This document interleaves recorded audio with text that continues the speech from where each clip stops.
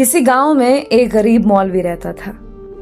وہ اس چھوٹے سے گاؤں کی اکلوتی مسجد کا امام تھا اور نماز کے علاوہ گاؤں کے بچوں کو قرآن بھی پڑھاتا تھا، جبکہ اس کی بیوی گاؤں کی بچیوں کو مدرسہ پڑھاتی تھی، جس سے ان کا گزر بسر ہو جاتا تھا۔ ان کی ایک ہی بیٹی تھی جو کہ بہت خوبصورت تھی۔ اس کی خوبصورتی کے چرچے دور دور تک پھیلے ہوئے تھے، اور یہی بات گاؤں کے چودھری صاحب کے بیٹے تک بھی پہنچ گئی۔ اس نے موقع کی تلاش شروع کر دی کہ کسی طرح ایک بار اس حسین لڑکی کو دیکھ لے، آخر وہ ہے کیا بلا۔ ایک دن وہ مولوی صاحب کے گھر چلا گیا کہ کچھ نیاز وغیرہ دینے کے بہانے مولوی کی بیٹی کا دیدار ہو جائے گا، اور اس طرح وہ اپنے مقصد میں کامیاب ہو گیا۔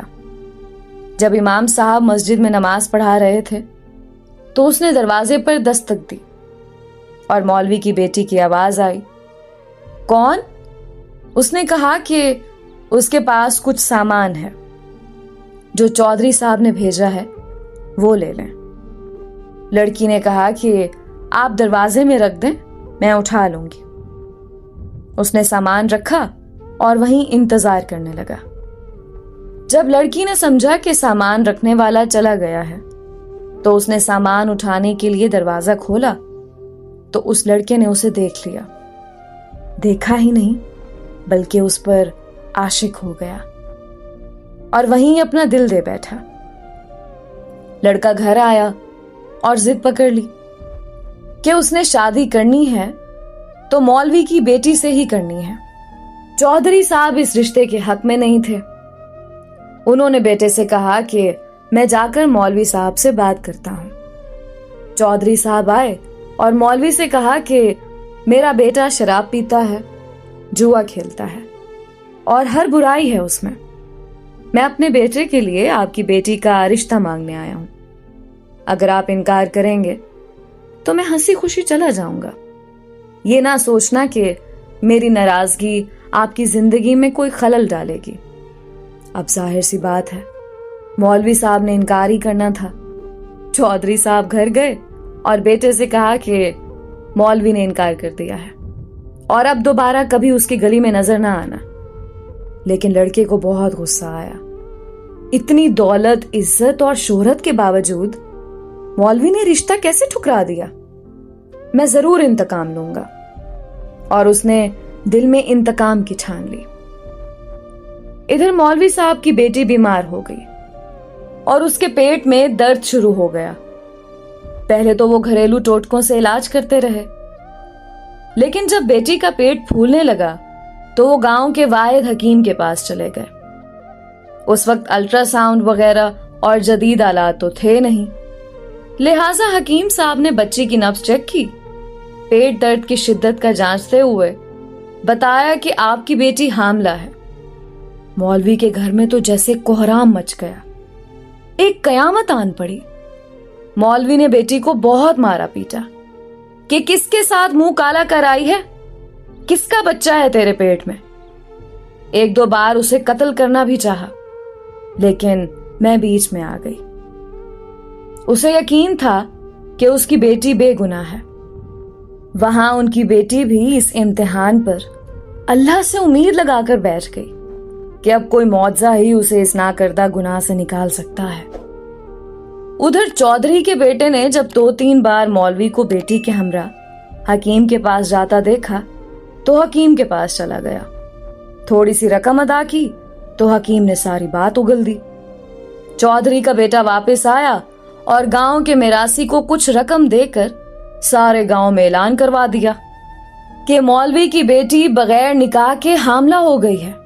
گاؤں کی عورتیں مولوی کے گھر آنے لگیں اور پوچھنے لگیں کہ ایسا کیا ہو گیا ہے کہ بیٹی کو یہ گناہ کرنا پڑا، اس کی شادی کیوں نہ کروا دی، کس کے ساتھ منہ کالا کیا۔ غرض جتنے منہ اتنی باتیں۔ گاؤں کی پنچایت نے مولوی صاحب سے امامت واپس لے لی اور انہیں 1 ماہ کا وقت دے دیا کہ وہ اپنی رہائش کا بندوبست کسی اور گاؤں میں کر لیں۔ گاؤں والوں نے بھی اپنی بچیوں کو مولوی کی بیوی کے پاس بھیجنا چھوڑ دیا۔ ہر طرف سے मौलवी साहब परेशानियों में घेरे जा चुके थे। उन्हें कोई रास्ता दिखाई नहीं दे रहा था। एक दिन वो परेशानी के आलम में बैठे थे कि दरवाजे पर दस्तक हुई। जाकर दरवाजा खोला तो सामने एक खूबरू नौजवान खड़ा था। अंदर आने की इजाजत तलब की तो मौलवी साहब परेशानी के आलम में कुछ सोचने लगे। लड़का समझ गया और अपना तारुफ करवाया कि मैं आपका शागिर्द हूं, बचपन में आपसे कुरान पढ़ा है, फलां शख्स का बेटा हूं और बराबर वाले गांव से आया हूं। मौलवी साहब ने पहचान लिया और उसे अंदर ले आए। उसने अपने आने का मकसद बताते हुए कहा कि उसे मालूम हुआ है कि आपकी बेटी के साथ ये माजरा पेश आया है। मजीद बताया कि वो शहर से हिकमत का कोर्स मुकम्मल करके आया है और गांव में हिकमत खाना बनाने का इरादा रखता है, लेकिन आते ही उसे इस बात का इल्म हुआ तो उसे यकीन नहीं आया कि ये वाकया सच है और वो इसका राज मालूम करने पहुंच गया। मौलवी साहब को भी कुछ उम्मीद सी नजर आने लगी। उस लड़के ने मौलवी साहब की बेटी की नब्ज देखी, कुछ तफसीलात पूछी और फिर कुछ सोचते हुए मौलवी साहब से एक बकरे और एक कुत्ते का बंदोबस्त करने को कहा। जब लड़की को दिन का खाना खाने से मना किया और भूखा रहने को कहा, उसकी बात पर अमल करना पड़ा। मौलवी साहब और करते भी क्या, डूबते को तिनके का सहारा। रात तक सारा बंदोबस्त कर दिया। लड़के यानी हकीम ने गांव की कुछ मुअज़्ज़िज़ औरतों को भी बुलवा लिया और उनसे बकरे का गोश्त पकवाने को कहा। जब गोश्त पक चुका तो उस लड़के ने लड़की से कहा कि पेट भर कर गोश्त खाओ। लड़की भी सुबह से भूखी थी, जी भर कर गोश्त खाया। जब लड़की ने गोश्त खा लिया तो उस वक्त तक मोहल्ले के कुछ मजीद लोग भी मौलवी के घर के बाहर जमा होना शुरू हो गए कि यहाँ क्या माजरा चल रहा है। उस लड़के ने मौलवी साहब की बेटी को बुलवा लिया और दूसरे कमरे में ले गया जहां उसने पहले से कुत्ता ज़िबा करके रखा हुआ था। उस लड़की को बताया कि जो गोश्त उसने खाया है वो उसी कुत्ते का गोश्त था। बस फिर क्या था, लड़की ने उल्टियां शुरू कर दी और